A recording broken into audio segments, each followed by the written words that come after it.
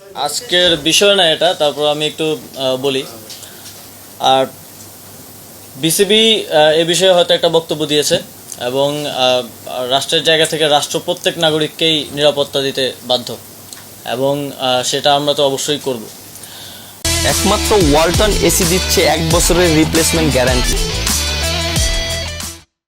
এখানে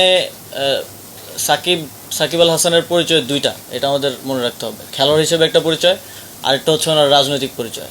উনি আওয়ামী লীগের প্যানেল থেকে একজন এমপি ইলেকশন করেছিলেন। তো মানুষের মধ্যে তো এই দুইটা নিয়েই মিশ্র প্রতিক্রিয়া আছে।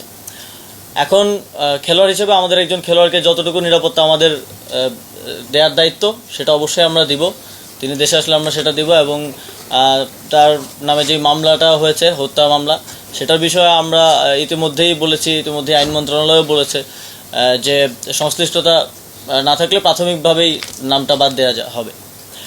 কিন্তু ওনার রাজনৈতিক পরিচয়ের কারণে জনগণের মধ্যে যদি ক্ষোভ থাকে, তাহলে মনে করেন আমার নিরাপত্তার জন্য কয়জন, 5 জন পুলিশ কনস্টেবল থাকে আর একজন গানম্যান থাকে। আমার উপরে যদি দেশের 16 কোটি জনগণের, লেটসে 10 কোটি জনগণের যদি ক্ষোভ থাকে, তাহলে এই 5-6 জন আমাকে কী নিরাপত্তা দিবে? আমারও তো সেক্ষেত্রে নিরাপত্তার সুযোগ নেই। তো সেক্ষেত্রে জনগণের যদি কোথাও ক্ষোভ থাকে, সেটাকে তো আমাকেই রিডিউস করতে হবে আমার কথা দিয়ে। তো আমার মনে হয় যে ওনাকে ওনার জায়গাটা পরিষ্কার করা প্রয়োজন রাজনৈতিক জায়গা থেকে। ওনার যে রাজনৈতিক অবস্থান সেটা নিয়েও কথা বলা প্রয়োজন।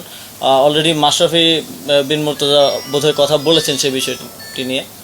তো জনগণের পক্ষ থেকে যদি নিরাপত্তা ঝুঁকি থাকে, সেটা কেউই কাউকে আসলে দিতে পারবে না। শেখ হাসিনাকেও তো নিরাপত্তা দেওয়া যায়নি, তাকে দেশ ছেড়ে পালাতে হয়েছে।